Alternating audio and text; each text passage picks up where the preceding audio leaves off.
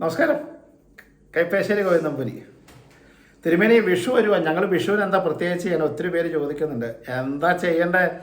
വിഷുവിന് ആദ്യം നിങ്ങൾ ചെയ്യേണ്ടത്, നിങ്ങളന്ന് നോൺ വെജിറ്റേറിയൻ കഴിക്കരുത്. അത് ഏറ്റവും ആദ്യം ചെയ്യേണ്ടത്. എന്തിനാത്? അന്നത്തെ ഒരു പുണ്യമായ ദിവസമാണ്. ഭഗവാൻ നമ്മളെ അനുഗ്രഹിച്ച ദിവസമാണ്. ഭഗവാന്റെ സാന്നിധ്യം ഉണ്ടായിരുന്ന വീടാണ്. ഭഗവാൻ നമ്മുടെ കുടുംബത്ത് വന്നതാണ്. ഭഗവാൻ നമ്മളെ ഓരോരുത്തരെയും കൈ നീട്ടി കണ്ട് അനുഗ്രഹിച്ച് ഭഗവാന്റെ സാന്നിധ്യം കൈനീട്ടം ധരിച്ച ദിവസമാണ്. അതുകൊണ്ട് എന്താ ചെയ്യേണ്ടത്? അന്നത്തെ ദിവസം ആദ്യം അത് ഒഴിവാക്കാനേ ഞാൻ ആദ്യം പറയുള്ളൂ. അത് കഴിഞ്ഞ് എന്താ ചെയ്യുക? രാവിലെ വിഷുക്കണി ദർശനമൊക്കെ നമ്മൾ പറഞ്ഞു കഴിഞ്ഞാണ്. വിഷുക്കണി ദർശനമൊക്കെ കഴിഞ്ഞതിന് ശേഷം നേരെ എവിടെ പോകണം? നമ്മൾ കുളിച്ച് ക്ഷേത്രത്തിൽ പോകണം. തൊട്ടടുത്ത് മഹാവിഷ്ണുവിൻ്റെ അമ്പലമോ ശ്രീകൃഷ്ണൻ്റെ അമ്പലമോ ഉണ്ടെങ്കിൽ, വൈഷ്ണവാദി ക്ഷേത്രം ഒരു 5 കിലോമീറ്റർ പരിസരത്തുണ്ടെങ്കിലും ഉണ്ടെങ്കിൽ ഭഗവാനെ ദർശിക്കണം. ഭഗവാനെ ദർശിക്കണം എന്ന് മാത്രമല്ല, ആ ഭഗവാനെ നമ്മൾ ചെന്ന് തൊഴുത് ഒരു കദളിപ്പഴം നിവേദിക്കാൻ കൊടുക്കണം. അല്ലെങ്കിൽ ഒരു കദളിപ്പഴവും അല്പം കൽക്കണ്ടയും മുന്തിരിങ്ങയുള്ള ത്രിമുദ്രം നേദിക്കാൻ കൊടുക്കണം. അതല്ലെങ്കിൽ ഒരു പൂവൻപഴവും കദളിപ്പഴവും പൂവൻപഴവും കൽക്കണ്ടവും നേദിക്കാൻ കൊടുക്കണം. ഒന്നും പറ്റിയില്ലെങ്കിൽ പഞ്ചസാരയും പഴവും കൊടുക്കാം. പഞ്ചസാരയും കദളിപ്പഴം. ഇതൊന്നും പറ്റില്ല. നമ്മുടെ തൊടിയിൽ മാമ്പഴം ഉണ്ടെങ്കിൽ ഏറ്റവും കേമത്താണ്.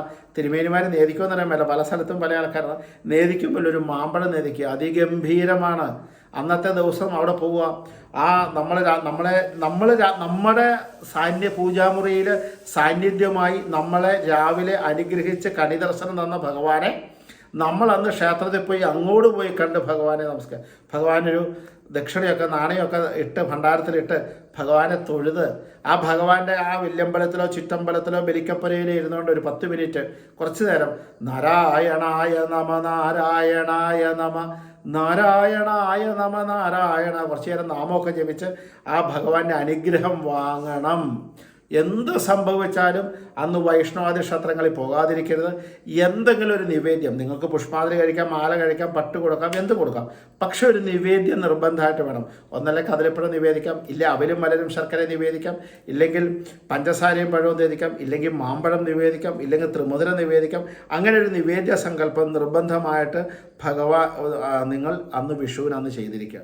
ആ വിഷുവിൻ്റെ അന്ന് ഇതൊക്കെ ചെയ്ത് ഭഗവാനെ തൊഴുത് അവിടുന്ന് വേണം ഒരു പാൽപ്പായസമൊക്കെ കഴിച്ച്, ആ പാൽപ്പായസം ഉച്ചയ്ക്ക് ഊണ് കഴിക്കുമ്പോൾ ഒക്കെ വിളമ്പുമൊക്കെ ചെയ്യാം.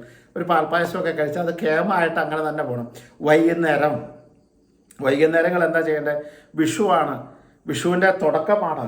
ഒരു വർഷത്തിൻ്റെ നമുക്ക് കാർഷികമായിട്ട് പറയുമ്പോൾ ഒരു വർഷത്തിൻ്റെ തുടക്കം പോലെ നമ്മൾ ചിങ്ങമാസം 1-ാം തീയതി പോലെ കണക്കൂട്ടറാണ് മേടം. അപ്പോൾ ആ മേടമാസത്തിൻ്റെ ഫലം നമ്മൾ ഒരു എന്താ പറയുക, നമ്മുടെ ഒരു വിശ്വാസത്തിൻ്റെ പാതയിൽ നോക്കുമ്പോൾ നമ്മൾ വൈകുന്നേരം ആ ഒരു വർഷത്തിൻ്റെ അല്ലെങ്കിൽ ആ ഒരു കാലത്തിൻ്റെ തുടക്കമായതുകൊണ്ട് വൈകുന്നേരം അരമണിക്കൂറെങ്കിലും നാമജപം ഉണ്ടാവണം. അന്നത്തെ ദിവസം എങ്കിലും, ഞാൻ പറയണത് അരമണിക്കൂറെങ്കിലും നിങ്ങൾക്ക് ജപിക്കാം. നാരായണായ നമ നാരായണായ നമ നാരായണായ നമ ജപിക്കാം.